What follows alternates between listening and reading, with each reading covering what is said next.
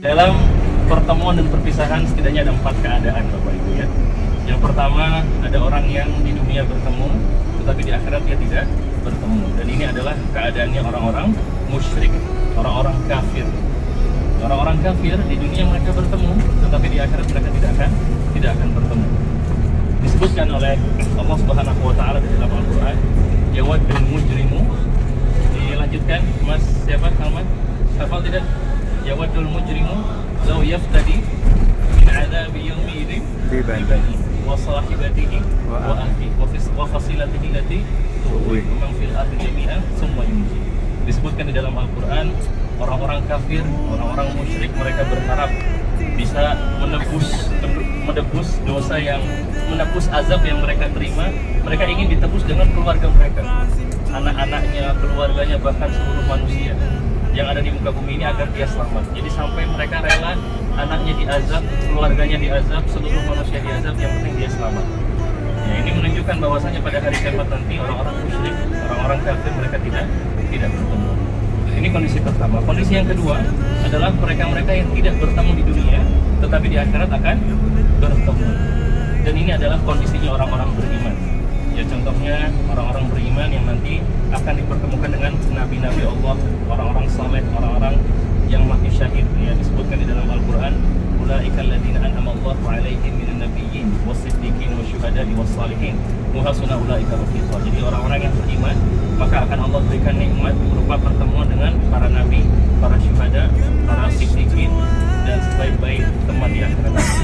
Nah, ini adalah kondisi kedua. Kondisi ketiga Bapak Ibu, orang-orang yang mereka di dunia bertemu tapi di akhirat bermusuhan. Siapa mereka?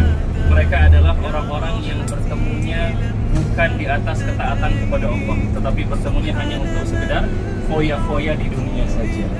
Disebutkan oleh Allah di dalam Al-Qur'an, al-akhillau yawma idzin ba'duhum li ba'din aduwwun illal muttaqin. Ya, orang-orang yang di dunia bertemu, nanti di akhirat mereka akan saling bermusuhan kecuali orang-orang yang bertakwa.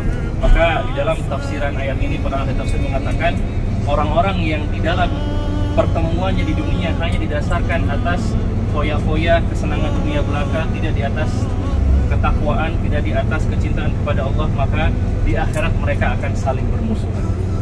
Nah, ini kondisi ketiga. Nah, kondisi yang terakhir adalah orang-orang yang mereka bertemu di dunia dan mereka akan bertemu juga di akhirat, yaitu orang-orang yang mereka beriman, bertemu, tapi pertemuannya didasarkan atas kebaikan, ketakwaan, nasihat, ya, saling menasehati. Dan ini semua tentu yang kita harapkan bersama Bapak Ibu sekalian. Jadi semoga pertemuan kita pada 17 hari yang singkat ini ya bisa didasarkan atas ketakwaan kepada Allah Subhanahu wa taala, yang harapannya perpisahan hari ini akan bisa berlanjut pada pertemuan berikutnya di akhirat. Amin. Ya. Kata Nabi sallallahu alaihi wasallam, rajulani tahabba fillah ijtama'a alaihi wa tafarraqa alaihi. Ada 7 golongan yang pada hari kiamat akan mendapatkan naungan dari Allah Subhanahu wa taala dan tidak akan mendapat naungan dari selainnya. Di antaranya adalah apa? 2 orang yang dia berpisah dan bertemu karena Allah Subhanahu wa taala. Jadi mari kita jadikan pertemuan kita ini dan perpisahan kita ini adalah karena Allah Subhanahu wa taala. Maka kami mohon maaf Bapak Ibu ya, atas diri saya pribadi, mungkin dalam menemani Bapak Ibu atau dalam berkhidmat kepada Bapak Ibu sekalian masih banyak kekurangan, mungkin kurang aktif, kurang yang lainnya. Saya mohon dibukakan pintu maaf yang sebesar-besarnya. Dimaafkan Bapak Ibu? Maafkan. Beneran nih. Ya. Dan kami juga mohon ketika di Indonesia mungkin semoga bisa terus berlanjut ya Islamiyahnya. Jadi Bapak Ibu, insya Allah kita dekat ya. Bapak Ibu mungkin di Cikarang, saya juga di Kebayoran. Kalau ketemu saya dimanapun itu tolong disapa. Saya pun juga demikian. Insya Allah kalau ketemu Bapak Ibu, insya Allah saya akan menyapa. Kalau tidak bisa bertemu di dunia ya, dan di akhirat Bapak Ibu tidak menemukan saya, maka tolong tanyakan tentang saya Bapak Ibu ya. Saya pun demikian. Saya akan bersaksi tentang kebaikan Bapak Ibu sekalian. Yang mungkin di akhirat nanti kalau saya tidak ketemu dengan Bapak Ibu, tidak ketemu Pak Fauzi, saya akan bersaksi. Pak Fauzi dulu ketika itikaf suka bawain nasi ya. Kemudian Ustaz Amikus mungkin suka membimbing saya dan bapak ibu yang lainnya. Saya akan bersaksi demikian ya. Jadi saling tolong menolong, saling memberikan syafaat satu sama lain. Karena teman yang soleh itu bisa memberikan syafaat kepada teman-teman yang lainnya. Ya. Jadi di sini kata-kata yang ingin saya sampaikan, saya ucapkan jazakumullahu khairan katsiran atas segala perhatian, atas segala kebaikan bapak ibu dan juga adik-adik sekalian ya.